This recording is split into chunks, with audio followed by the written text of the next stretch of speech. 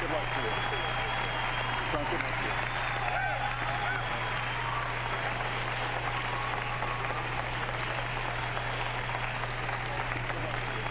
you. Well, I don't expect us to cover all the issues of this campaign tonight, but I remind everyone there are 2 more presidential debates scheduled. We are going to focus on many of the issues that voters tell us are most important, and we're going to press for specifics. I am honored to have this role, but this evening belongs to the candidates and just as important to the American people. Candidates, we look forward to hearing you articulate your policies and your positions, as well as your visions and your values. So, let's begin. We're calling this opening segment Achieving Prosperity, and central to that is jobs. There are 2 economic realities in America today. There's been a record 6 straight years of job growth, and new census numbers show incomes have increased at a record rate after years of stagnation. However, income inequality remains significant, and nearly half of Americans are living paycheck to paycheck. Beginning with you, Secretary Clinton, why are you a better choice than your opponent to create the kinds of jobs that will put more money into the pockets of American workers? Well, thank you, Lester, and thanks to Hofstra for hosting us. The central question in this election is really what kind of country we want to be and what kind of future we'll build together.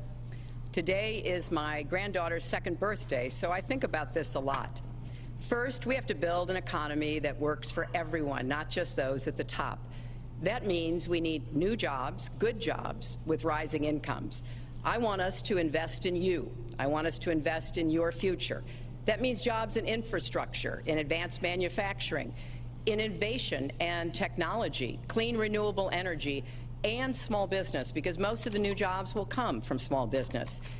We also have to make the economy fairer. That starts with raising the national minimum wage and also guarantee, finally, equal pay for women's work. I also want to see more companies do profit sharing. If you help create the profits, you should be able to share in them, not just the executives at the top. And I want us to do more to support people who are struggling to balance family and work. I've heard from so many of you about the difficult choices you face and the stresses that you're under. So let's have paid family leave, earned sick days. Let's be sure we have affordable child care and debt-free college. How are we going to do it? We're going to do it by having the wealthy pay their fair share and close the corporate loopholes. Finally, we tonight are on the stage together, Donald Trump and I. Donald, it's good to be with you. We're going to have a debate where we are talking about the important issues facing our country. You have to judge us. Who can shoulder the immense, awesome responsibilities of the presidency? Who can put into action the plans that will make your life better? I hope that I will be able to earn your vote on November 8th. Secretary Clinton, thank you. Mr. Trump, the same question to you. It's about putting more money into the pockets of American workers. You have up to 2 minutes. Thank you, Lester. Our jobs are fleeing the country. They're going to Mexico. They're going to many other countries. You look at what China is doing to our country in terms of making our product. They're devaluing their currency, and there's nobody in our government to fight them. And we have a very good fight, and we have a winning fight, because they're using our country as a piggy bank to rebuild China, and many other countries are doing the same thing. So we're losing our good jobs, so many of them. When you look at what's happening in Mexico, a friend of mine who builds plants said it's the 8th wonder of the world. They're building some of the biggest plants anywhere in the world, some of the most sophisticated, some of the best plants. With the United States, as he said, not so much.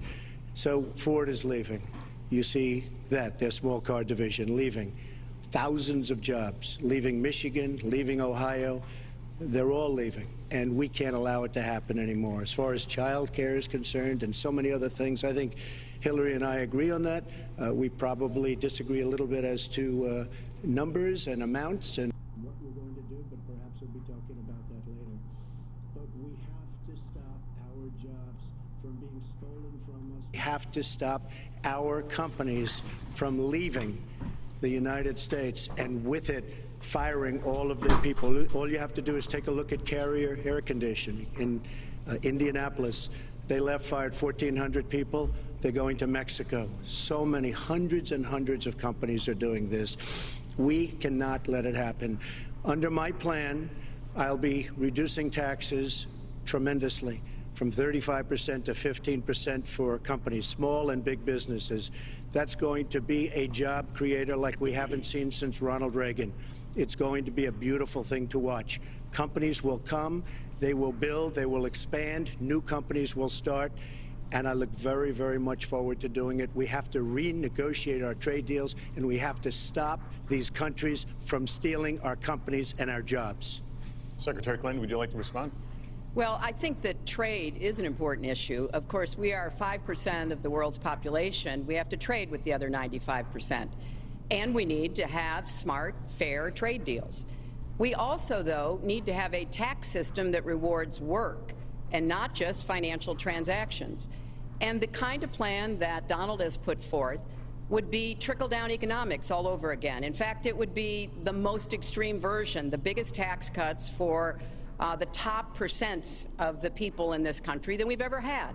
I call it trumped up trickle-down, because that's exactly what it would be. That is not how we grow the economy. We just have a different view about what's best for growing the economy, how we make investments that will actually produce jobs and rising incomes. I think we come at it from somewhat different perspectives. I understand that. You know, Donald was very fortunate in his life, and that's all to his benefit. He started his business with $14 million borrowed from his father, and he really believes that the more you help wealthy people, the better off we'll be, and that everything will work out from there. I don't buy that. I have a different experience. My father was a small businessman. He worked really hard. He printed drapery fabrics on long tables where he pulled out those fabrics and he went down with a silk screen and dumped the paint in and took the squeegee and kept going. And so what I believe is the more we can do for the middle class, the more we can invest in you, your education, your skills, your future, the better we will be off and the better we'll grow. That's the kind of economy I want us to see again. Let me follow up with Mr. Trump if I can. You've talked about creating 25 million jobs, and you've promised to bring back millions of jobs for Americans. How are you going to bring back the industries that have left this country for cheaper labor overseas? How specifically are you going to tell American manufacturers that you have to come back? Well, for one thing, and before we start on that, my father gave me a very small loan in 1975, and I built it into a company that's worth many, many billions of dollars with some of the greatest assets in the world. And I say that only because that's the kind of thinking that our country needs. Our country's in deep trouble. We don't know what we're doing when it comes to devaluations, and all of these countries all over the world, especially China, they're the best ever at it. What they're doing to us is a very, very sad thing. So we have to do that. We have to renegotiate our trade deals. And Lester, they're taking our jobs, they're giving incentives, they're doing things that, frankly, we don't do. Let me give you the example of Mexico. They have a VAT tax. We're in a different system. When we sell into Mexico, there's a tax. When they sell in, automatic, 16% approximately. When they sell into us, there's no tax. It's a defective agreement. It's been defective for a long time, many years, but the politicians haven't done anything about it. Now, in all fairness to Secretary Clinton, yes, is that okay? Good. I want you to be very happy. It's very important to me. But in all fairness to Secretary Clinton, when she started talking about this, it was really very recently. She's been doing this for 30 years. And why hasn't she made the agreements better? The NAFTA agreement is defective just because of the tax and many other reasons, but just because of the fact. Let me interrupt just a moment. Secretary Clinton and others, politicians, should have been doing this for years, not right now because of the fact that we've created a movement. They should have been doing this for years. What's happened to our jobs and our country and our economy generally is, look, we owe $20 trillion. We cannot do it any longer, Lester. Back to the question, though, how do you specifically bring back jobs, American manufacturers? How do you make them bring the jobs back? Well, the first thing you do is don't let the jobs leave. The companies are leaving. I could name, there are thousands of them. They're leaving, and they're leaving in bigger numbers than ever. And what you do is you say, fine, you want to go to Mexico or some other country, good luck. We wish you a lot of luck. But if you think you're going to make your air conditioners or your cars or your cookies or whatever you make and bring them into our country without a tax, you're wrong. And once you say you're going to have to tax them coming in, and our politicians never do this because they have special interests, and the special interests want those companies to leave because in many cases they own the companies. So what I'm saying is we can stop them from leaving. We have to stop them from leaving, and that's a big, big factor. Let me let Secretary Clinton again. Well, let's stop for a second and remember where we were 8 years ago. We had the worst financial crisis, the Great Recession, the worst since the 1930s. That was in large part because of tax policies that slashed taxes on the wealthy, failed to invest in the middle class, took their eyes off of Wall Street, and created a perfect storm. In fact, Donald was one of the people who rooted for the housing crisis. He said back in 2006, gee, I hope it does collapse because then I can go in and buy some and make some money. Well, it did collapse. That's called business, by the way. 9 million people lost their jobs, 5 million people lost their homes, and $13 trillion in family wealth was wiped out. Now, we have come back from that abyss, and it has not been easy. So we're now on the precipice of having a potentially much better economy, but the last thing we need to do is to go back to the policies that failed us in the first place. Independent experts have looked at what I've proposed and looked at what Donald's proposed, and basically they've said this, that if his tax plan, which would blow up the debt by over $5 trillion and would in some instances disadvantage middle-class families compared to the wealthy, were to go into effect, we would lose 3.5 million jobs and maybe have another recession. They've looked at my plans and they've said, okay, if we can do this, and I intend to get it done, we will have 10 million more new jobs because we will be making investments where we can grow the economy. Take clean energy. Some country is going to be the clean energy superpower of the 21st century. Donald thinks that climate change is a hoax perpetrated by the Chinese. I think it's real. I did not. Science is real. I do not say that. And I think it's important that we grip this and deal with it, both at home and abroad. And here's what we can do. We can deploy 500 million more solar panels. We can have enough clean energy to power every home. We can build a new modern electric grid.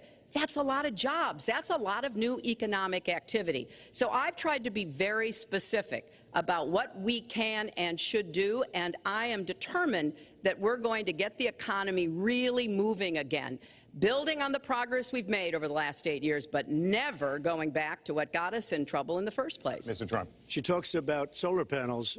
We invested in a solar company, our country. That was a disaster. They lost plenty of money on that one. Now, look, I'm a great believer in all forms of energy, but we're putting a lot of people out of work. Our energy policies are a disaster. Our country is losing so much in terms of energy, in terms of paying off our debt. You can't do what you're looking to do with $20 trillion in debt. The Obama administration, from the time they've come in, is over 230 years worth of debt, and he's topped it. He's doubled it in a course of almost 8 years, 7.5 years to be semi-exact.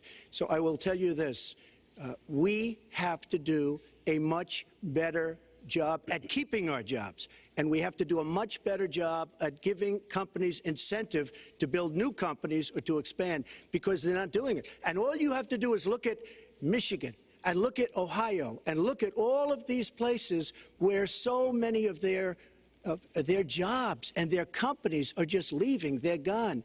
And Hillary, I just ask you this. You've been doing this for 30 years. Why are you just thinking about these solutions right now? For 30 years you've been doing it, and now you're just starting to think of solutions. Well, actually, I will bring back jobs. You can't bring back jobs. Well, actually, I have thought about this quite a bit. Yeah, for 30 and years. I have, well, not quite that long. I think my husband did a pretty good job in the 1990s. I think a lot about what worked and how we can make it work again. Well, he approved 3 million NAFTA. new jobs, He approved a balanced NAFTA, budget, which is the single worst trade deal ever approved in this country. Incomes went up for everybody. Manufacturing jobs went up also in the 1990s, if we're actually going to look at the facts. When I was in the Senate, I had a number of trade deals that came before me, and I held them all to the same test. Will they create jobs in America? Will they raise incomes in America? And are they good for our national security? Some of them I voted for. The biggest one, a multinational one known as CAFTA, I voted against. And because I hold the same standards as I look at all of these trade deals. But let's not assume that trade is the only challenge we have in the economy. I think it is a part of it, and I've said what I'm going to do. I'm going to have a special prosecutor.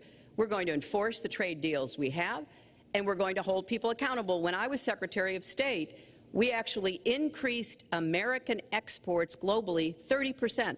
We increased them to China 50%. So I know how to really work to get new jobs and to get exports that help to create more new jobs. Well, you haven't done it in 30 years or 26 years. Well, any number you I've want been to a senator, You Donald, haven't done it. And you haven't I done have it. been a And Secretary of State, and I have Your done husband signed a lot. NAFTA, which was one of the worst things that ever happened Well, to the that's your manufacturing opinion. industry. That is your You go opinion. to New England, you go to Ohio, Pennsylvania, you go anywhere you want, Secretary Clinton, and you will see devastation where manufacturing is down 30, 40, sometimes 50%. NAFTA is the worst trade deal maybe ever signed anywhere, but certainly ever signed in this country. And now you want to approve Trans-Pacific Partnership. You were totally in favor of it. Then you heard what I was saying, how bad it is, and you said, I can't win that debate. But you know that if you did win, you would approve that, and that will be almost as bad as NAFTA. Nothing will ever top NAFTA. That is just not accurate. I was against it once it was finally negotiated and the terms were laid out. I wrote about that in... You called it the gold standard. Well, I hope... You called it the gold standard of trade deals. You said it's the finest deal you've ever seen. No. And then you heard what I said about it, and all of a sudden you were against it. Well, Donald, I know you live in your own reality, but that is not the facts. The facts are, I did say I hoped it would be a good deal, but when it was negotiated, which I was not responsible for, I concluded it wasn't. I wrote about that. So is it President Obama's fault? Is it President Obama's fault? Even announced. Look, there are Secretary, is it President Obama's fault? There are because he's pushing it. There are different views about what's good for our country, our economy, and our leadership in the world. And I think it's important to look at what we need to do to get the economy going again. That's why I said new jobs with rising incomes, investments, not in more tax cuts that would add $5 trillion to the debt. But you have no plan. Oh, I do. Secretary, in fact, you have no plan. A book about it. It's called Stronger Together. You can pick it up tomorrow. That's about all you... Folks, at the bookstore or at an airport near you. We're going to move to... But it's because I see this. We need to have strong growth, fair growth, sustained growth. We also have to look at how we help families balance the responsibilities at home and the responsibilities at business. So we have a very robust set of plans, and people who have looked at both of our plans have concluded that mine would create 10 million jobs and yours would lose us 3.5 million jobs and explode You are the going debt, to approve one of the which biggest would tax have cuts a in recession. history. You are going to approve one of the biggest tax increases in history. You are going to drive business out. Your regulations are a disaster, and you're going to increase regulations all over the place. And by the way, my tax cut is the biggest since Ronald Reagan. I'm very proud of it. It will create tremendous numbers of new jobs. But regulations, you are going to regulate these businesses out of existence. When I go around, Lester, I tell you this, I've been all over.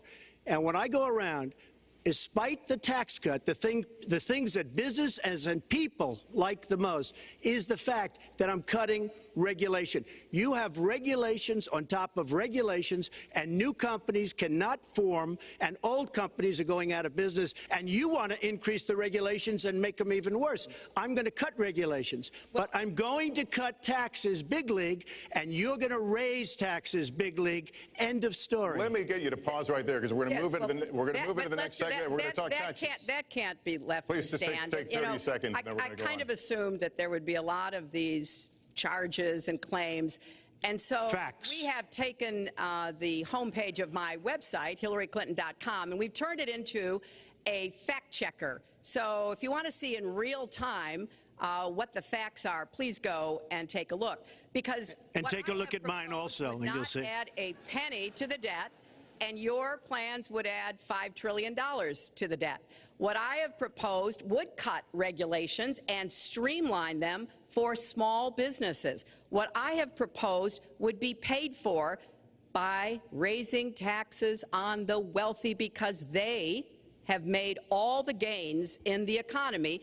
And I think it's time that the wealthy and corporations paid their fair share to support this country. Well, you just opened the next segment. Well, look, could I just finish? I think I should. I'm going to give you go a to her chance right here. website, and you take a look at her website. She's going to raise taxes $1.3 trillion. Mr. Trump, and look at her website.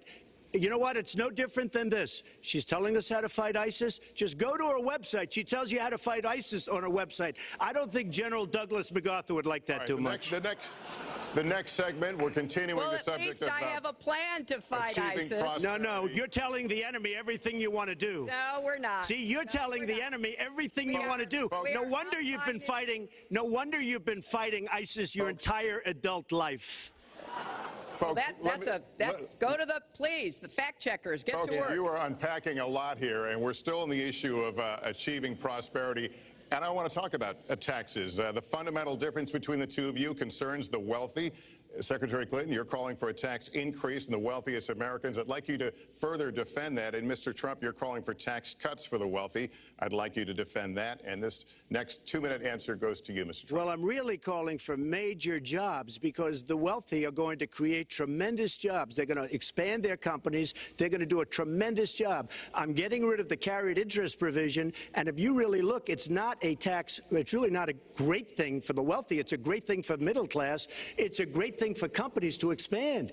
And when these people are going to put billions and billions of dollars into companies, and when they're going to bring $2.5 trillion back from overseas, where they can't bring the money back because politicians like Secretary Clinton won't allow them to bring the money back because the taxes are so onerous and the bureaucratic red tape. So what is so bad? So what they're doing is they're leaving our country, and they're, believe it or not, leaving because taxes are too high and because some of them have lots of money outside of our country, and instead of bringing it back and putting the money to work because they can't work out a deal to, and everybody agrees it should be brought back, instead of that, they're leaving our country to get their money because they can't bring their money back into our country because of bureaucratic red tape, because they can't get together, because we have a president that can't sit them around a table and get them to approve something. And here's the thing.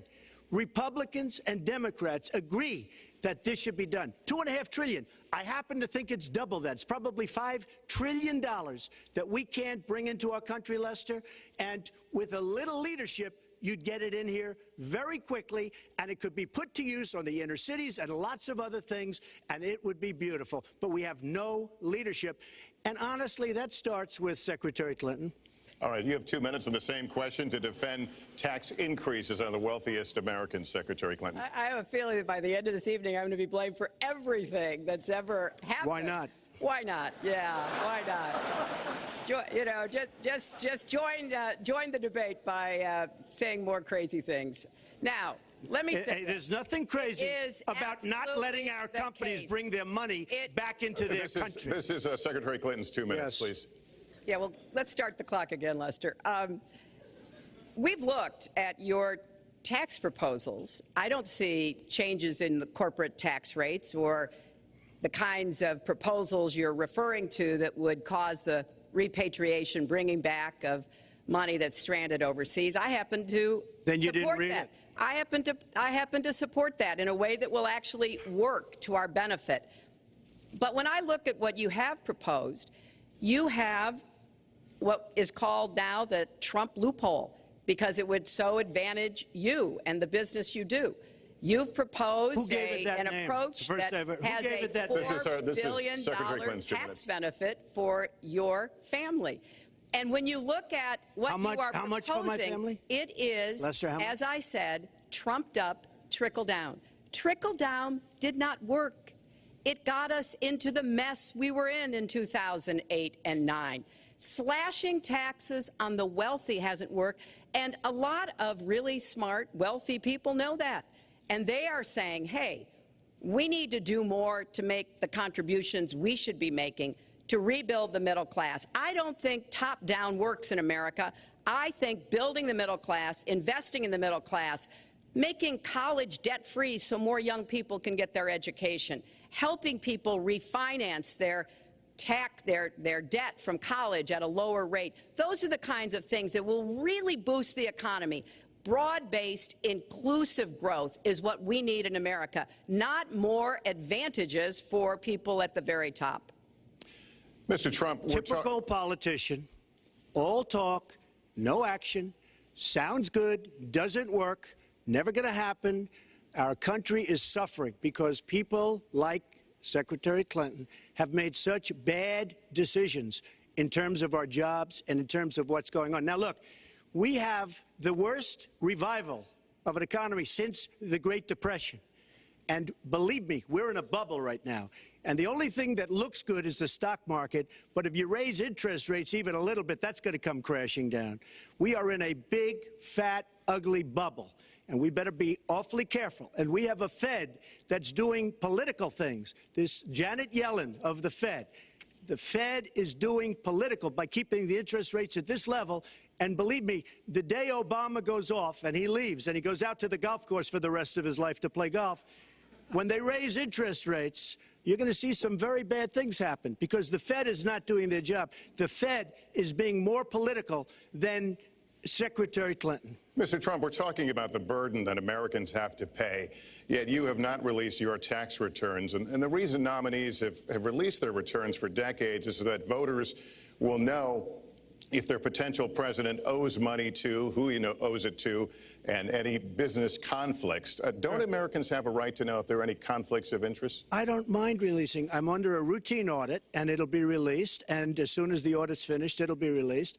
But you will learn more about Donald Trump by going down to the federal elections, where I filed a 104-page, essentially financial statement of sorts, the forms that they have. It shows income. In fact, the income, I just looked today, the income is filed at $694 million for this past year. $694 million. If you would have told me I was going to make that 15 or 20 years ago, I would have been very surprised. But that's the kind of thinking that our country needs. When we have a country that's doing so badly, that's being ripped off by every single country in the world, it's the kind of thinking that our country needs because everybody, Lester, we have a trade deficit with all of the countries that we do business with of almost $800 billion a year. You know what that is? That means who's negotiating these trade deals? We have people that are political hacks negotiating our trade deals. The IRS says an audit of your taxes, you're perfectly free to release your taxes during an audit. And so the question, does the public's right to know outweigh your personal? Well, I told you, I will release them as soon as the audit. Look, I've been under audit almost for 15 years. I know a lot of wealthy people that have never been audited. I said, do you get audited? I get audited almost every year. And in a way, I should be complaining. I'm not even complaining. I don't mind it. It's almost become a way of life. I get audited by the IRS, but other people don't. I will say this. We have a situation in this country that has to be taken care of. I will release my tax returns against my lawyer's wishes when she releases her 33,000 emails that have been deleted. As soon as she releases them, I will release my tax returns. And that's against my lawyers. They say, don't do it. I will tell you this. No, in fact, watching shows, reading the papers, almost every lawyer says, you don't release your returns until the audit's complete. When the audit's complete, I'll do it. But I would go against them if she releases her email. So it's negotiable? It's not negotiable. No, let her release the email. Why did she delete 33,000? Well, I'll let her ask that, but let me just admonish the audience one more time. There was an agreement. We did ask you to be silent, so it would be helpful for us. Secretary Clinton. Well, I think you've just seen another example of bait and switch here. For 40 years, everyone running for president has released their tax returns. You can go and see nearly, I think, 39, 40 years of our tax returns, but everyone has done it.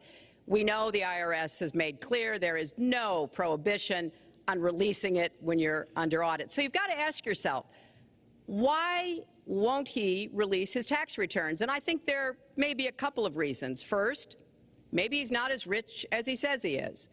Second, maybe he's not as charitable as he claims to be. Third, we don't know all of his business dealings, but we have been told through investigative reporting that he owes about $650 million to Wall Street and foreign banks. Or maybe he doesn't want the American people, all of you watching tonight, to know that he's paid nothing in federal taxes, because the only years that anybody's ever seen were a couple of years when he had to turn them over to state authorities when he was trying to get a casino license, and they showed he didn't pay any federal income tax. So if he's paid zero, that means zero for troops, zero for vets, zero for schools or health. And I think probably he's not all that enthusiastic about having the rest of our country see what the real reasons are, because it must be something really important, even terrible, that he's trying to hide. And the financial disclosure statement, they don't give you the tax rate. They don't give you all the details that tax returns would. And it just seems to me that this is something that the American people deserve to see, and I have no reason to believe that he's ever going to release his tax returns, because there's something he's hiding. And we'll guess. We'll keep guessing at what it might be that he's hiding. But I think the question is, were he ever to get near the White House, what would be those conflicts? Who does he owe money to? Well, he owes you the answers to that, and he should provide them. He also raised the issue of your emails. Do you want to respond to that? I do. You know, I made a mistake using a private email. That's for sure. And if I had to do it over again, I would obviously do it differently. But I'm not going to make any excuses. It was a mistake, and I take responsibility for that. Mr. Trump? That was more than a mistake. That was done purposely, okay? That was not a mistake. That was done purposely. When you have your staff taking the Fifth Amendment, taking the Fifth, so they're not prosecuted. When you have the man that set up the illegal server taking the Fifth, I think it's disgraceful. And believe me, this country thinks it's disgraceful. It really thinks it's disgraceful also. As far as my tax returns, you don't learn that much from tax returns, that I can tell you. You learn a lot from financial disclosure, and you should go down and take a look at that. The other thing, I'm extremely underleveraged. The report that said 650, which, by the way, a lot of friends of mine that know my business said, boy, that's really not a lot of money. It's not a lot of money relative to what I had. The buildings that were in question, they said in the same report, which was actually it wasn't even a bad story, to be honest with you, but the buildings are worth $3.9 billion. And the 650 isn't even on that. But it's not 650. It's much less than that. But I could give you a list of banks. I would, if that would help you, I would give you a list of banks. These are very fine institutions, very fine banks. I could do that very quickly. I am very underleveraged. I have a great company. I have a tremendous income. And the reason I say that is not in a braggadocious way. It's because it's about time that this country had somebody running it that has an idea about money. When we have $20 trillion in debt and our country's a mess. You know, it's one thing to have $20 trillion in debt and our roads are good and our bridges are good and everything's in great shape. Our airports are like from a third world country. You land at LaGuardia, you land at Kennedy, you land at LAX, you land at Newark, and you come in from Dubai and Qatar and you see these incredible, you come in from China, you see these incredible airports, and you land, we've become a third world country. So, the worst of all things has happened. We owe $20 trillion, and we're a mess. We haven't even started. And we've spent $6 trillion in the Middle East, according to a report that I just saw, whether it's 6 or 5, but it looks like it's 6. $6 trillion in the Middle East. We could have rebuilt our country twice. And it's really a shame. And it's politicians like Secretary Clinton that have caused this problem. Our country has tremendous problems. We're a debtor nation, we're a serious debtor nation, and we have a country that needs new roads, new tunnels, new bridges, new airports, new schools, new hospitals. And we don't have the money because it's been squandered on so many of your ideas. Let you And respond, maybe and we'll move to our because next. you haven't paid any federal income tax for a lot of years. And the other thing I think is important It to would be point out squandered too, is believe me. If your main claim to be president of the United States is your business, then I think we should talk about that. You know, your campaign manager said that you built a lot of businesses on the backs of little guys. And indeed, I have met a lot of the people who were stiffed by you and your businesses, Donald.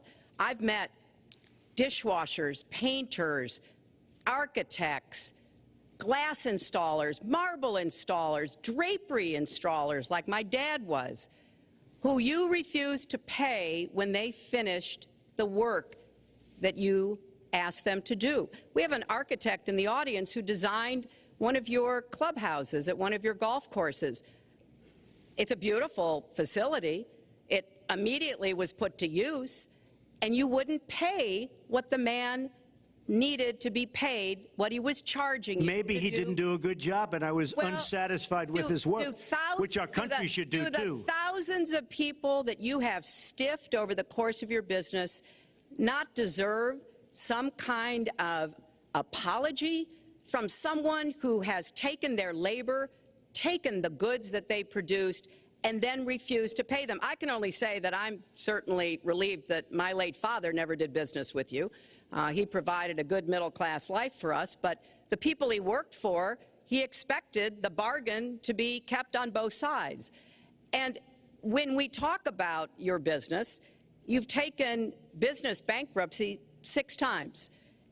There are a lot of great business people that have never taken bankruptcy once. You call yourself the king of debt. You talk about leverage. You even at one time suggested that you would try to negotiate down the national debt of the United States.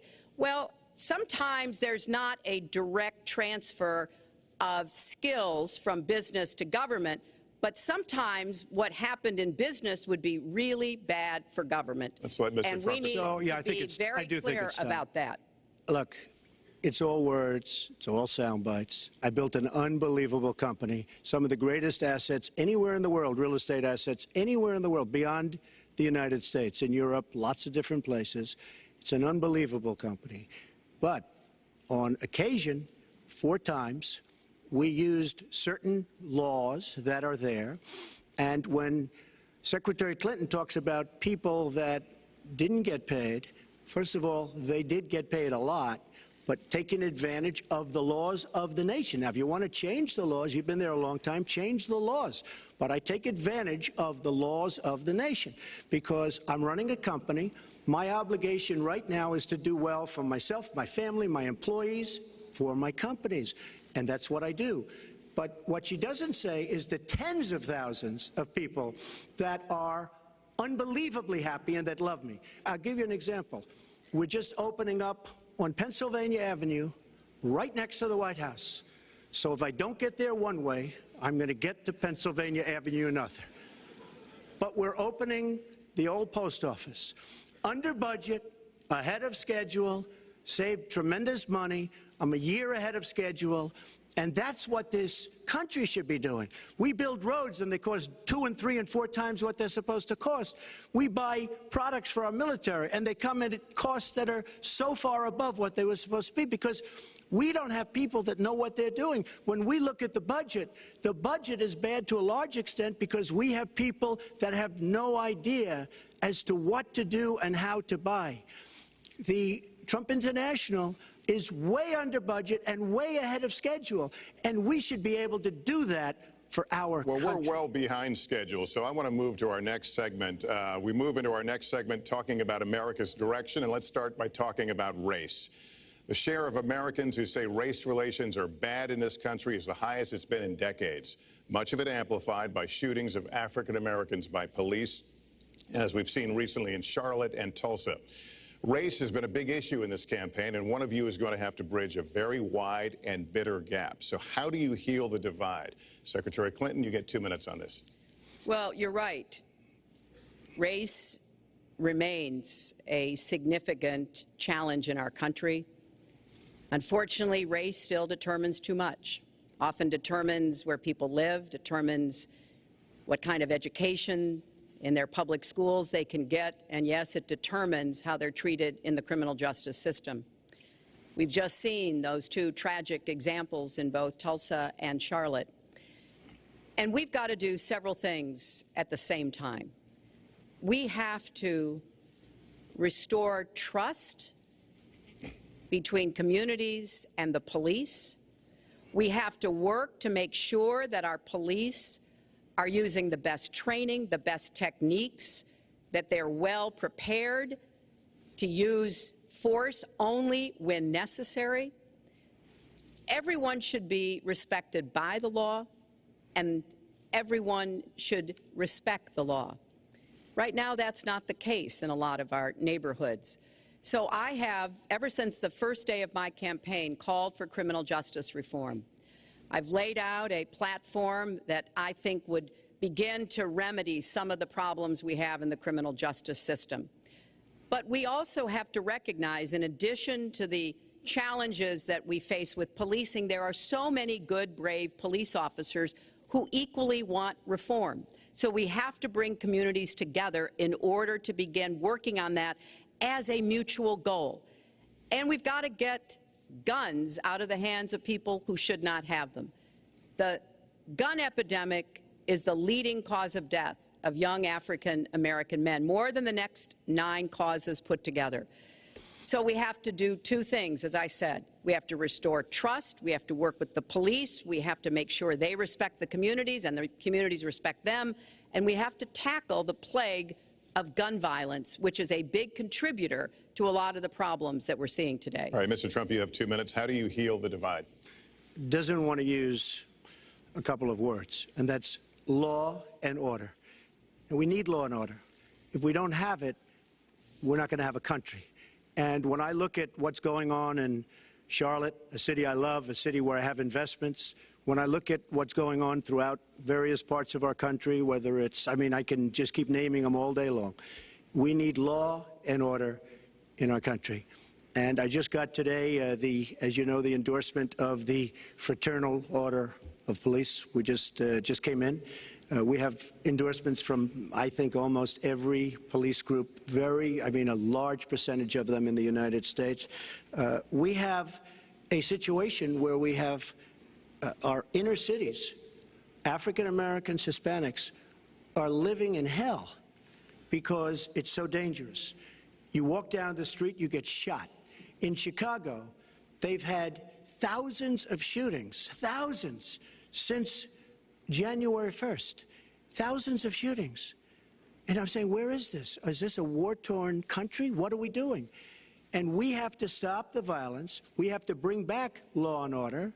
In a place like Chicago, where thousands of people have been killed, thousands over the last number of years. In fact, almost 4,000 have been killed since Barack Obama became president. Almost 4,000 people in Chicago have been killed. We have to bring back law and order. Now, whether or not in a place like Chicago you do stop and frisk, which worked very well, Mayor Giuliani is here, it worked very well in New York, it brought the crime rate way down. But you take the gun away from criminals that shouldn't be having it. We have gangs roaming the street, and in many cases, they're illegally here, illegal immigrants, and they have guns, and they shoot people. And we have to be very strong, and we have to be very vigilant. We have to know what we're doing.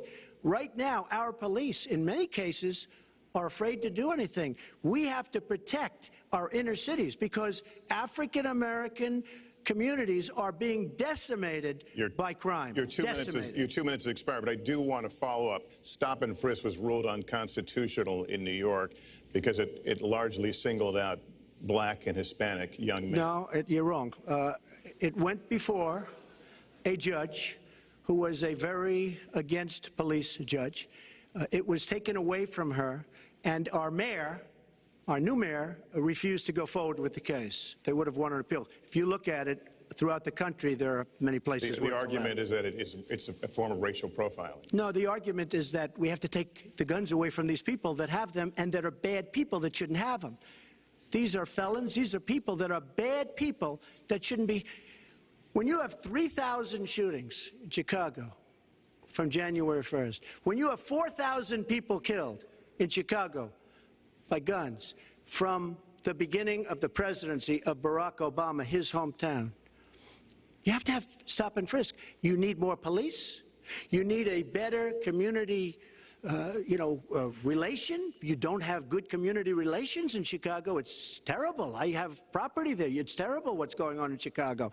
But when you look, and Chicago's not the only, you go to Ferguson, you go to so many different places. You need better relationships. I agree with Secretary Clinton on this. You need better relationships between the communities and the police, because in some cases it's not good. But you look at Dallas, where the relationships were really studied.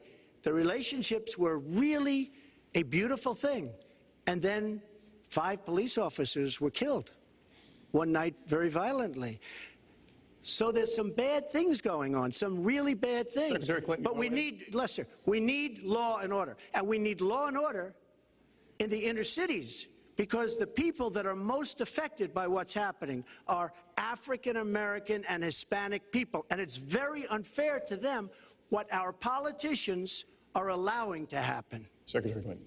Well, I've heard Donald say this at his rallies, and it's really unfortunate that he paints such a dire, negative picture of black communities in our country. Wow. You know, the vibrancy of the black church, the black businesses that employ so many people, the opportunities that so many families are working to provide for their kids.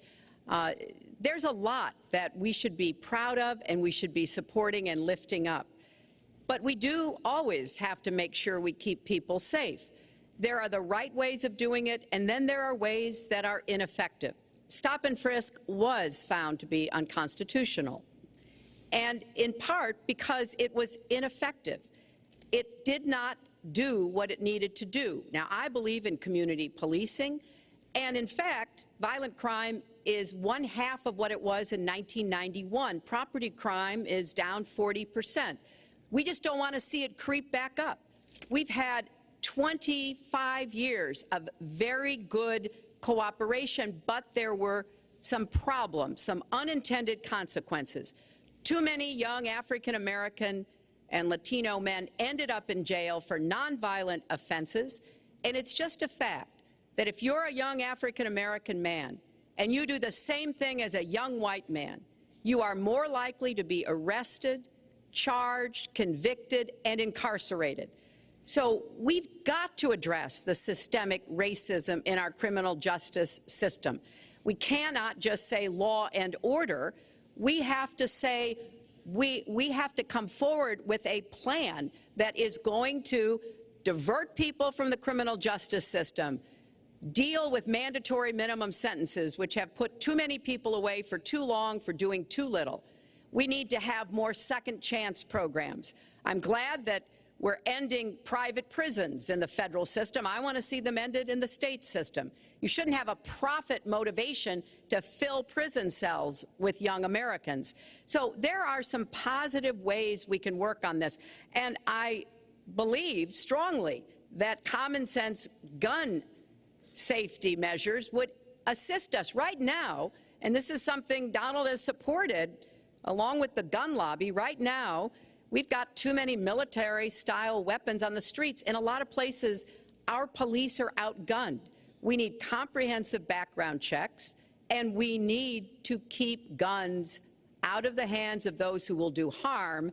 And we finally need to pass a prohibition on anyone who's on the terrorist watch list from being able to buy a gun in our country. If you're too dangerous to fly, you are too dangerous to buy a gun. So there are things we can do, and we ought to do it in a bipartisan way. Secretary Clinton, last week you said we've got to do everything possible to improve policing, to go right at implicit bias. Do you believe that police are implicitly biased against black people? Lester, I think implicit bias is a problem for everyone, not just police. I think, unfortunately, too many of us in our great country jump to conclusions about each other. And therefore, I think we need all of us to be asking hard questions about, why am I feeling this way? But when it comes to policing, since it can have literally fatal consequences, I have said in my first budget we would put money into that budget to help us deal with implicit bias by retraining a lot of our police officers. I met with a group of very distinguished, experienced police chiefs a few weeks ago. They admit it's an issue. They've got a lot of concerns. Mental health is one of the biggest concerns because now police are having to handle a lot of really difficult mental health problems on the street. They want support. They want more training. They want more assistance. And I think the federal government could be in a position where we would offer and provide that. I'd like to respond. Please. First of all, I agree, and a lot of people, even within my own party, want to give certain rights to people on watch lists and no-fly lists. I agree with you. When a person is on a watch list or a no-fly list, and I have the endorsement of the NRA, which I'm very proud of, these are very, very good people, and they're protecting the Second Amendment. But I think we have to look very strongly at no-fly lists and watch lists, and when people are on there, even if they shouldn't be on there, we'll help them legally, we'll help them get off. But I tend to agree with that quite strongly. I do want to bring up the fact that you were the one that brought up the word super predator about young black youth. And that's a term that I think was it's been horribly met, as you know. I think you've apologized for it. But I think it was a terrible thing to say. And when it comes to stop and frisk, you know, you're talking about taking guns away. Well, I'm talking about taking guns away from gangs and people that use them. And I really don't think you disagree with me on this, if you want to know the truth. I think maybe there's a political reason why you can't say it, but I really don't believe. In New York City, stop and frisk, we had 2,200 murders, and stop and frisk brought it down to 500 murders. 500 murders is a lot of murders. Hard to believe. 500 is like supposed to be good. But we went from 2,200 to 500, and it was continued on by Mayor Bloomberg, and it was terminated by current mayor. But stop and frisk had a tremendous impact on the safety of New York City, tremendous beyond belief. So when you say it has no impact, it really did. It had a very, very big impact. Well, it's also fair to say, if we're going to talk about mayors, that under the current mayor, crime has continued to drop, including murders. So there you're is... wrong. You're wrong. No, I'm not. Murders are up. All right, you check. New York has done an excellent job, and I give credit. I give credit across the board, going back to mayors, to police chiefs, because it has worked, and other communities need to come together to do what will work as well. Look, one murder is too many, but it is important that we learn about what has been effective and not go to things that sound good that really did not have the kind of impact that we would want. Who disagrees with keeping neighborhoods safe? But let's also add, no one should disagree about respecting the rights of young men who live in those neighborhoods. And so we need to do a better job of working again with the communities, faith communities, business communities, as well as the police, to try to deal with this problem. This conversation is about race, and so, Mr. Trump, I have to ask you. But I'd like to just respond, if I might. Please, 20 seconds. I'd just like to respond. Please respond, then I've got to follow up. Look, the African-American community has been let down by our politicians. They talk good around election time, like right now, and after the election, they said, see you later, I'll see you in 4 years.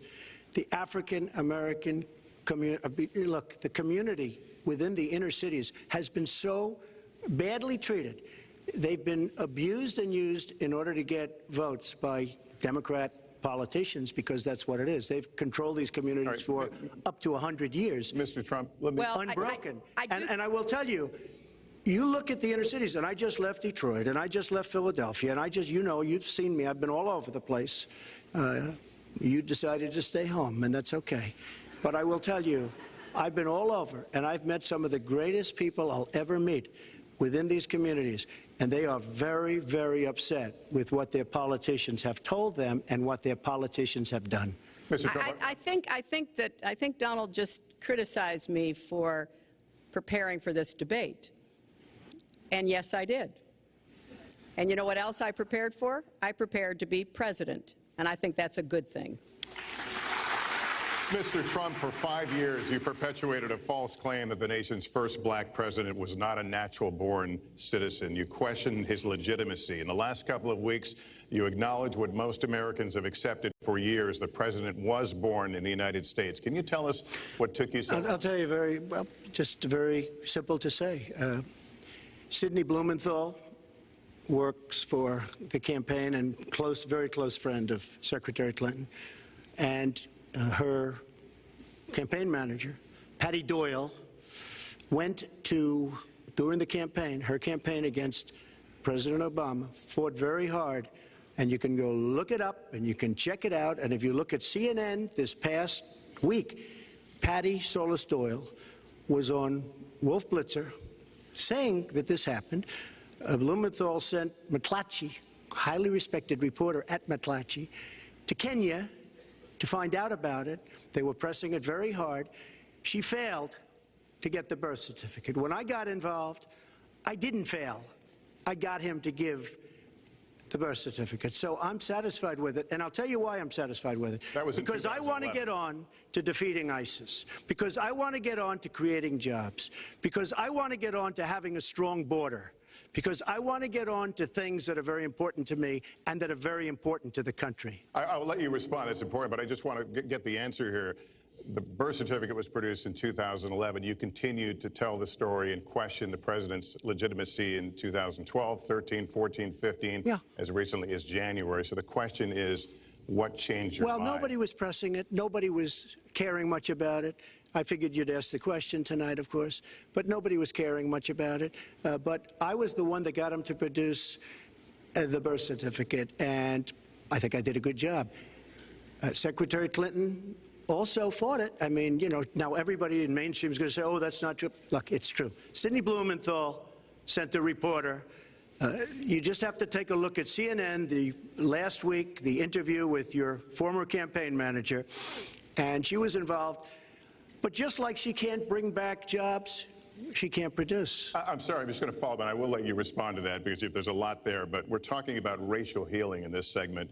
What do you say to Americans? Well, it was very, I say nothing. I say nothing because I was able to get him to produce it. He should have produced it a long time before. I say nothing. But let me just tell you, when you talk about healing, I think that I've developed very, very good relationships over the last little while with the African-American community. I think you can see that. And I feel that they really wanted me to come to that conclusion, and I think I did a great job and a great service, not only for the country, but even for the president, in getting him to produce his birth certificate. Secretary Clinton. Well, just listen to what you heard. And clearly, as Donald just admitted, he knew he was going to stand on this debate stage and Lester Holt was going to be asking us questions, so he tried to put the whole racist birther lie to bed. But it can't be dismissed that easily. He has really started his political activity based on this racist lie that our first black president was not an American citizen. There was absolutely no evidence for it, but he persisted. He persisted year after year because some of his supporters, people that he was trying to bring into his fold, apparently believed it or wanted to believe it. But remember, Donald started his career back in 1973 being sued by the Justice Department for racial discrimination because he would not rent apartments in one of his developments to African Americans, and he made sure that the people who worked for him understood that was the policy. He actually was sued twice by the Justice Department. So he has a long record of engaging in racist behavior. And the birther lie was a very hurtful one. You know, Barack Obama is a man of great dignity, and I could tell how much it bothered him and annoyed him that this was being touted and used against him. But I like to remember what Michelle Obama said in her amazing speech at our Democratic National Convention. When they go low, we go high. And Barack Obama went high, despite Donald Trump's best efforts to bring him down. Mr. Trump, you can respond, then we're going to move on to the next segment. I would love to respond. First of all, I got to watch, in preparing for this, some of your debates against Barack Obama. You treated him with terrible disrespect. And I watched the way you talk now about how lovely everything is and how wonderful you are. It doesn't work that way. You were after him. You were trying to. You even sent out, or your campaign sent out, pictures of him in a certain garb, very famous pictures. I don't think you can deny that. But just last week, your campaign manager said it was true. So when you try to act holier than thou, it really doesn't work. It really doesn't. Now, as far as the lawsuit, yes, when I was very young, I went into my father's company, had a real estate company in Brooklyn and Queens, and we, along with many, many other companies throughout the country, it was a federal lawsuit, were sued. We settled the suit with no admission of guilt. It was very easy to do, but they sued many people. I notice you bring that up a lot, and I also noticed the very nasty commercials that you do on me in so many different ways, which I don't do on you. Maybe I'm trying to save the money. But frankly, I look at that and I say, isn't that amazing? Because I settled that lawsuit with no admission of guilt. But that was a lawsuit brought against many real estate firms, and it's just one of those things. I'll go on one step further. In Palm Beach, Florida, tough community, a brilliant community, a wealthy community, probably the wealthiest community there is in the world. I opened a club and really got great credit for it. No discrimination against African Americans, against Muslims, against anybody. And it's a tremendously successful club, and I'm so glad I did it. And I have been given great credit for what I did, and I'm very, very proud of it. And that's the way I feel. That is the true way I feel. Our next segment is called Securing America. We want to start with a 21st century war happening every day in this country. Our institutions are under cyber attack, and our secrets are being stolen. So my question is, who's behind it, and how do we fight it? Secretary Clinton, this answer goes to you. Well, I think cybersecurity, cyber warfare will be one of the biggest challenges facing the next president, because clearly we're facing at this point two different kinds of adversaries. There are the independent hacking groups that do it mostly for commercial reasons, to try to steal information that they then can use to make money. But increasingly, we are seeing cyber attacks coming from states, organs of states. The most recent and troubling of these has been Russia. There's no doubt now that Russia has used cyber attacks against all kinds of organizations in our country, and I am deeply concerned about this. I know Donald's very praiseworthy of Vladimir Putin, but Putin is playing a really tough, long game here. And one of the things he's done is to let loose cyber attackers to hack into government files, to hack into personal files, hack into the Democratic National Committee. And we recently have learned that, that this is one of their preferred methods of trying to wreak havoc and collect information. We need to make it very clear, whether it's Russia, China, Iran, or anybody else, the United States has much greater capacity. And we are not going to sit idly by and permit state actors to go after our information, our private sector information or our public sector information. And we're going to have to make it clear that we don't want to use the kinds of tools that we have. We don't want to engage in a different kind of warfare, but we will defend the citizens of this country. And the Russians need to understand that.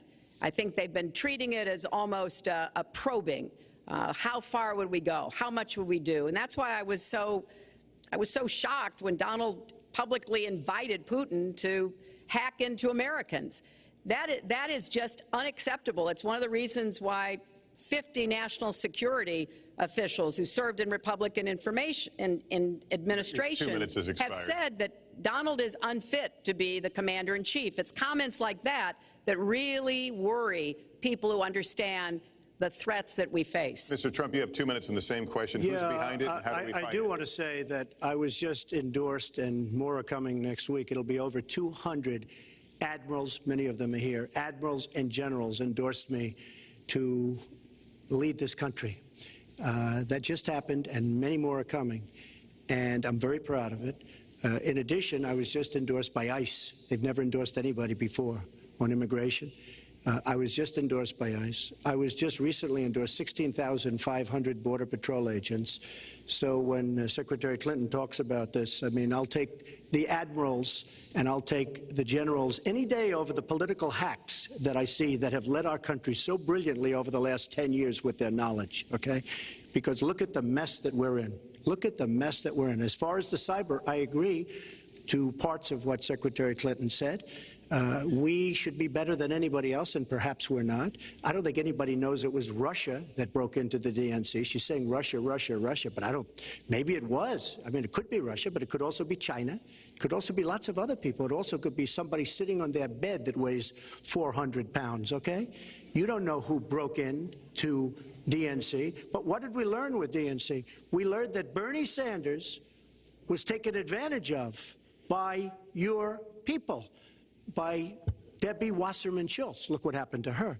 But Bernie Sanders was taken advantage of. That's what we learned. Now, whether that was Russia, whether that was China, whether it was another country, we don't know.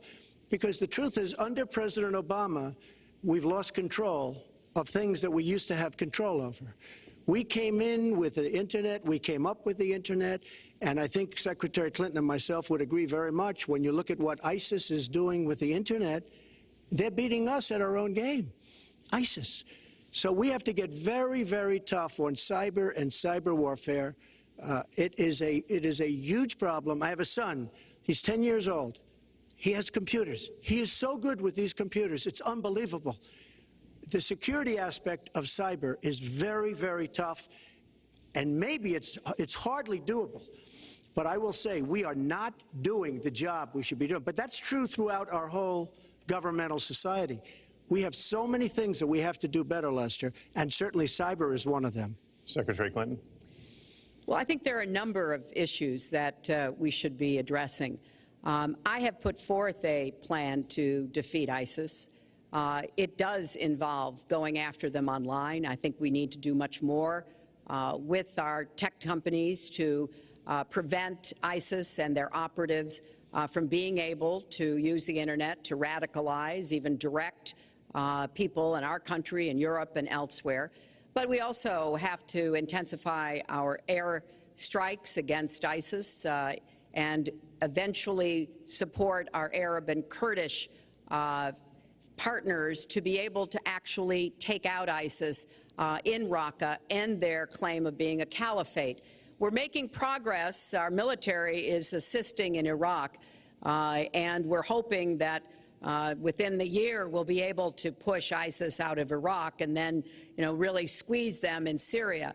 But we have to be cognizant of the fact that they've had foreign fighters coming to volunteer for them, foreign money, foreign weapons. So we have to make this the top priority, and I would also do everything possible to take out their leadership.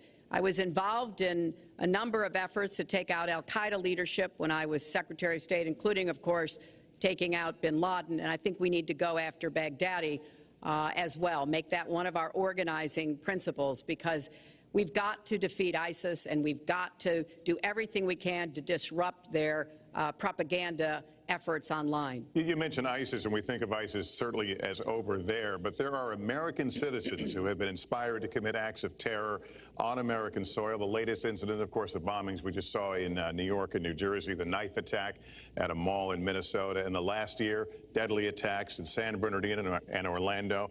I'll ask this to both of you. Tell us specifically how you would prevent homegrown attacks by American citizens, Mr. Trump. Well, first I have to say one thing, very important. Secretary Clinton is talking about taking out ISIS. We will take out ISIS.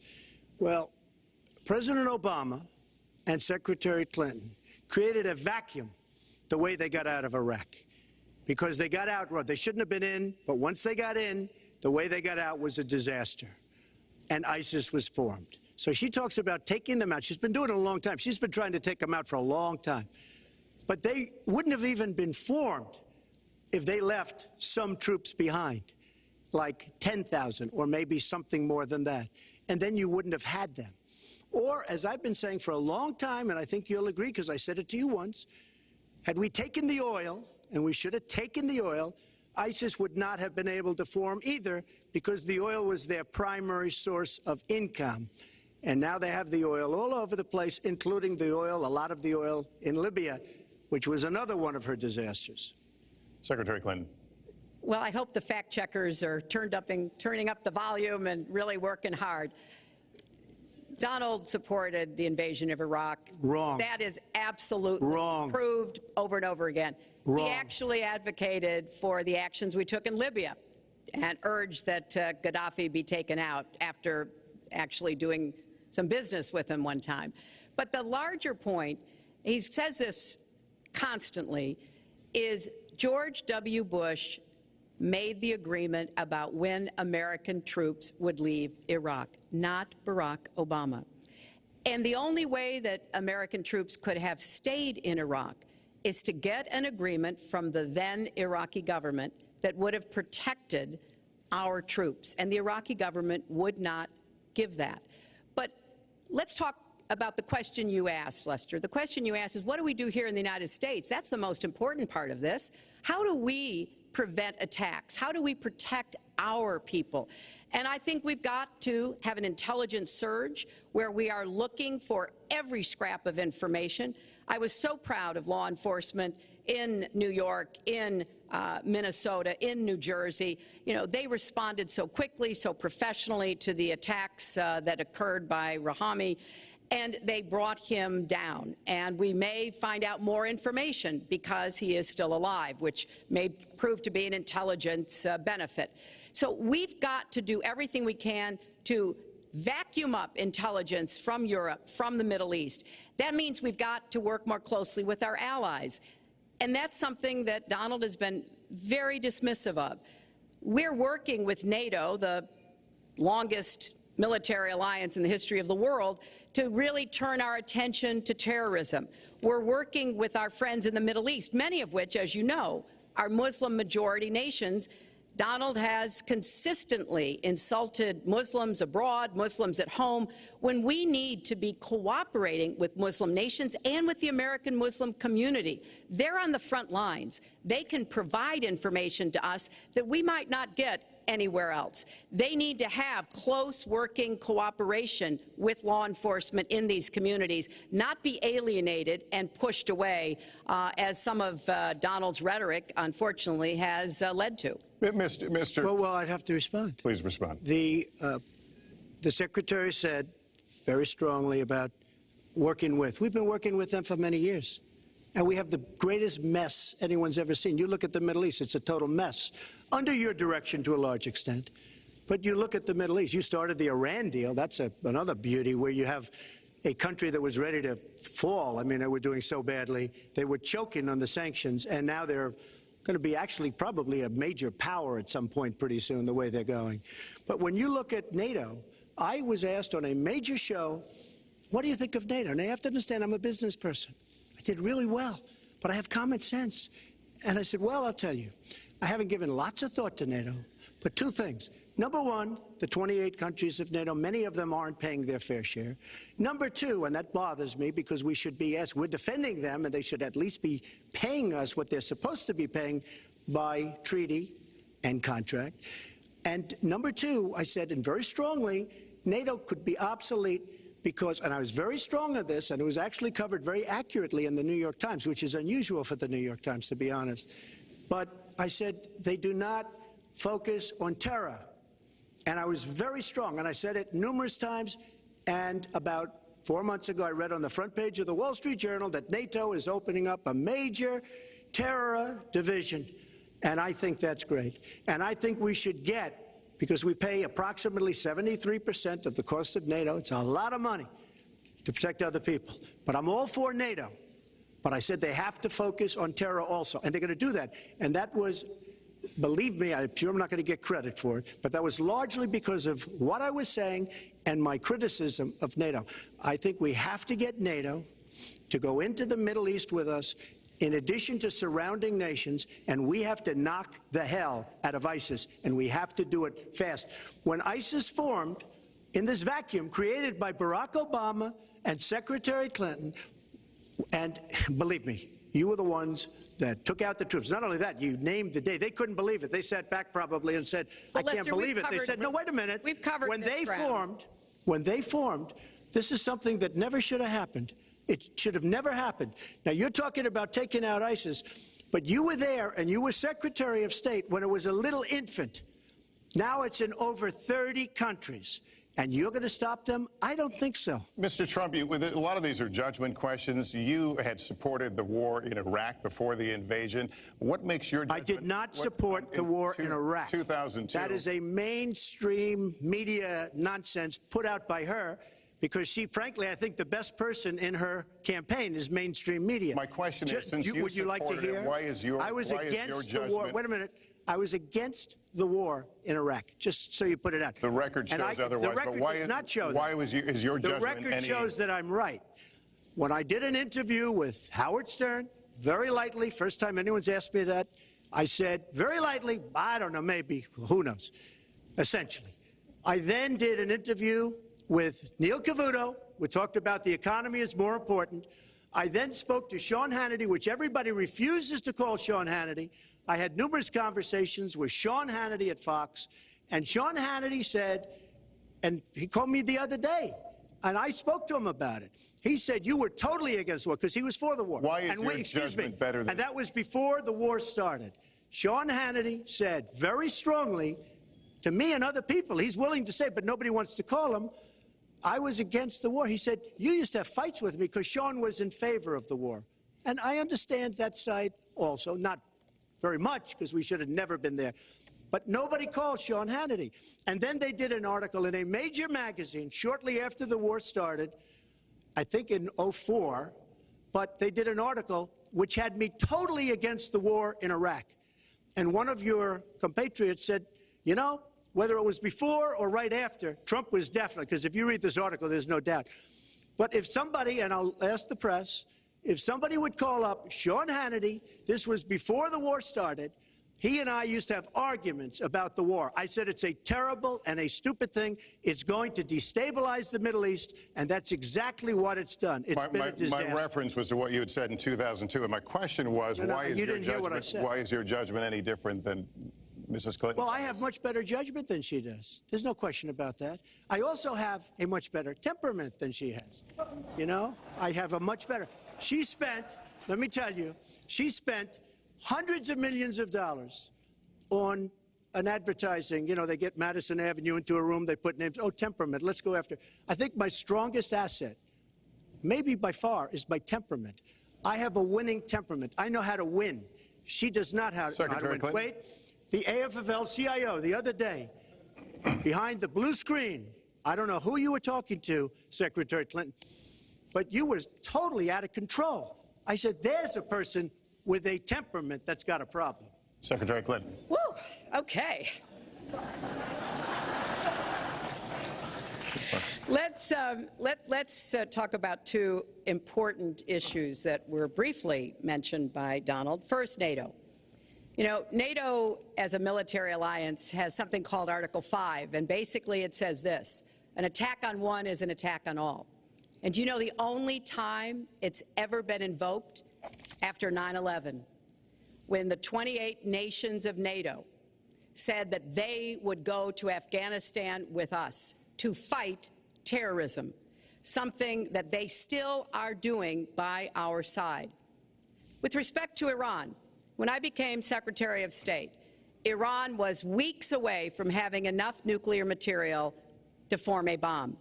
They had mastered the nuclear fuel cycle under the Bush administration. They had built covert facilities. They had stocked them with centrifuges that were whirling away. And we had sanctioned them. I voted for every sanction against Iran when I was in the Senate, but it wasn't enough. So I spent a year and a half putting together a coalition that included Russia and China to impose the toughest sanctions on Iran. And we did drive them to the negotiating table.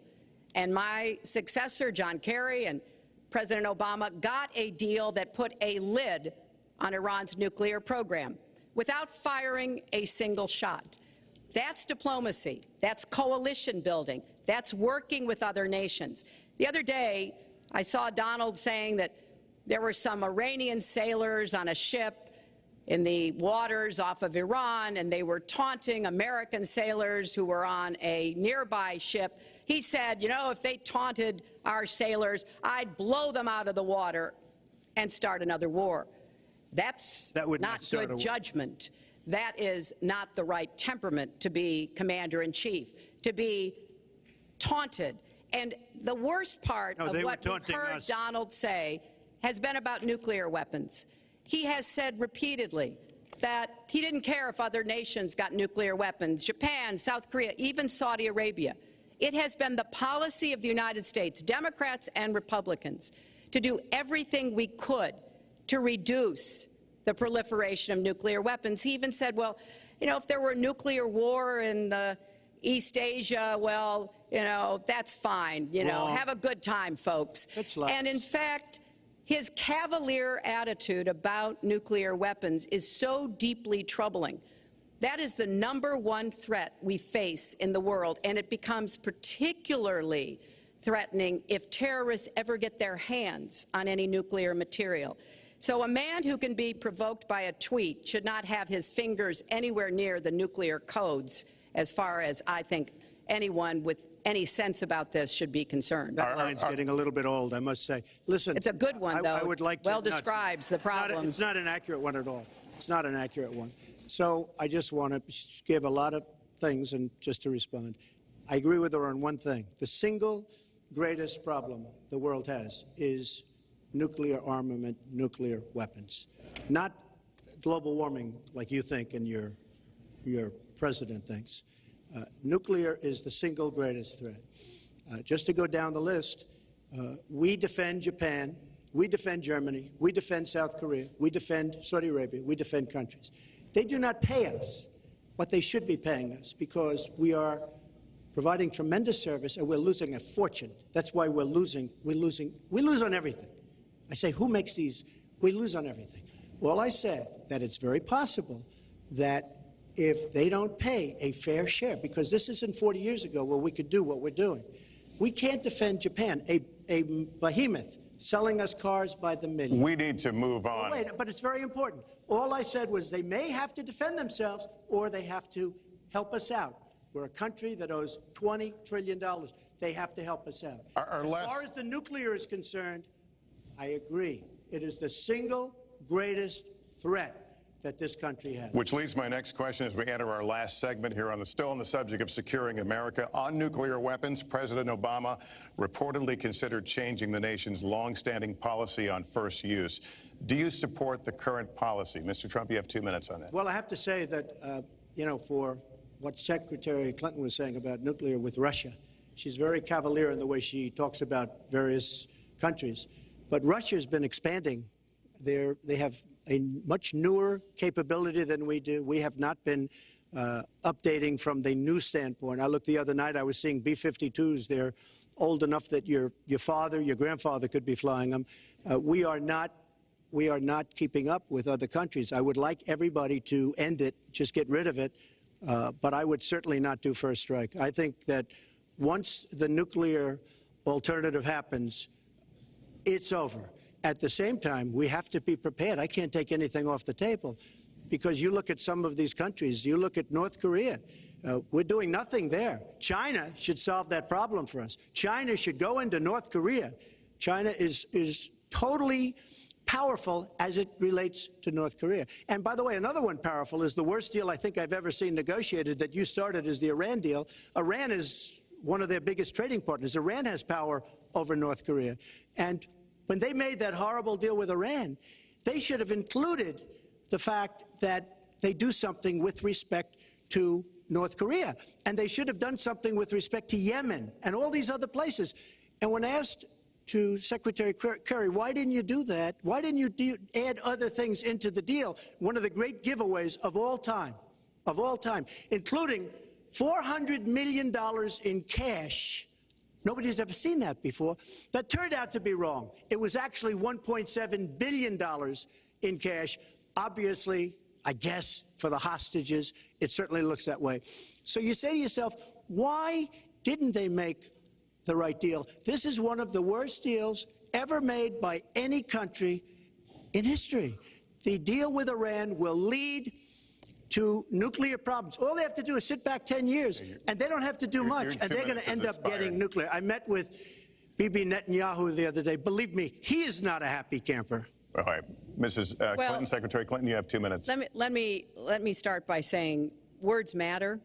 Words matter when you run for president, and they really matter when you are president.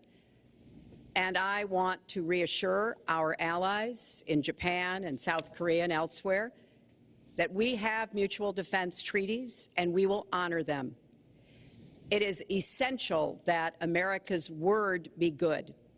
And so I know that this campaign has caused some questioning and some worries on the part of many leaders across the globe. I've talked with a number of them.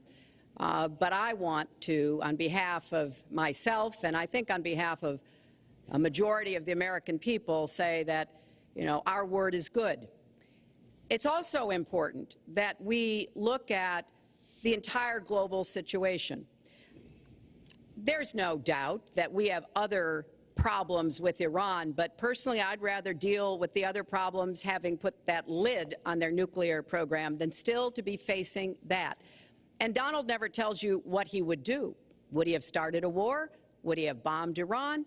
If he's going to criticize a deal that has been very successful in giving us access to Iranian facilities that we never had before, then he should tell us what his alternative would be. But it's like his plan to defeat ISIS.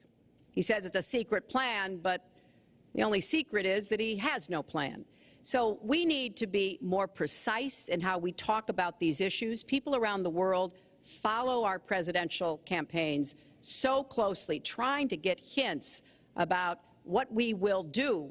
Can they rely on us? Are we going to lead the world with strength and in accordance with our values? That's what I intend to do. I intend to be a leader of our country that people can count on, both here at home and around the world, to make decisions that will further peace and prosperity, but also stand up to bullies, whether they're abroad or at home. We cannot let those who would try to destabilize the world, to interfere with American interests and security, to be given any opportunities at all. Is expired. Let's do one thing I'd like to say. Very quickly. I will go very quickly, but I will tell you that Hillary will tell you to go to her website and read all about how to defeat ISIS, which she could have defeated by never having it, get going in the first place. Right now, it's getting tougher and tougher to defeat them because they're in more and more places, more and more states, more and more nations. Mr. Trump. And it's a big problem. And as far as Japan is concerned, I want to help all of our allies. But we are losing billions and billions of dollars. We cannot be the policeman of the world. We cannot protect countries all over the world where they're not paying us what we need. We have just a few final questions. She doesn't questions say that because she's got no business ability. We need heart. We need a lot of things. But you have to have some basic ability.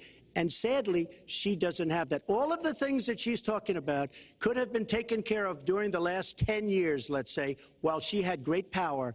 But they weren't taken care of. And if she ever wins this race, they won't be taken care of. Mr. Trump, this year, Secretary Clinton became the first woman nominated for president by a major party. Earlier this month, you said she doesn't have, quote, a presidential look. She's standing here right now. What did you mean by that? She doesn't have the look.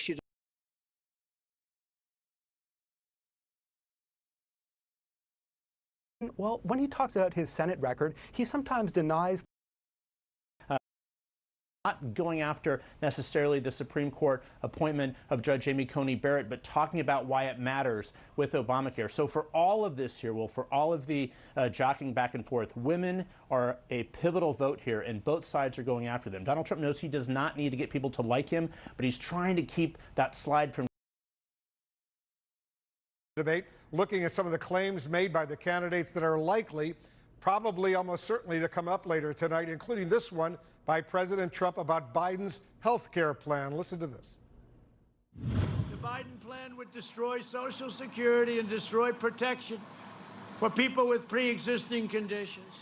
We will always protect patients with pre-existing conditions, always, always. So, Daniel, what do you make of that claim by the president?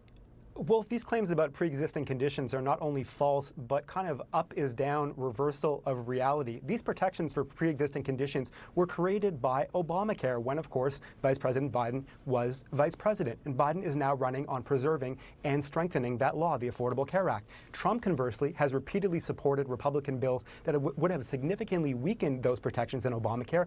And his administration is now in court trying to get the judges to strike down the entirety of Obamacare. Now, Wolf, that's one of the things I'm looking for. I'll tell you what else I'm looking for. Number one, the disparity tonight. The substance of the false claims is important, but so is the count. So is one candidate making far more false claims than the other? Number two, from Trump in particular, does he go down the kind of conspiracy rabbit holes that may play well with Fox News viewers, but a general audience may not be as familiar with? Number two, does he continue to make false claims on the three subjects on which I think he's been most frequently dishonest in recent weeks? Number one is the coronavirus pandemic. Number two is voting, especially voting by mail. And number three is Biden's record. As we saw in that clip, he keeps ascribing positions to Biden that Biden does not hold. Now, from Biden, well, when he talks about his Senate record, he sometimes denies things that are on the record that he did during his past political career. For example, he'll claim that he always opposed the Iraq War, at least from the moment it started. That's not true. Biden is also sometimes fuzzy on numbers. He'll exaggerate either intentionally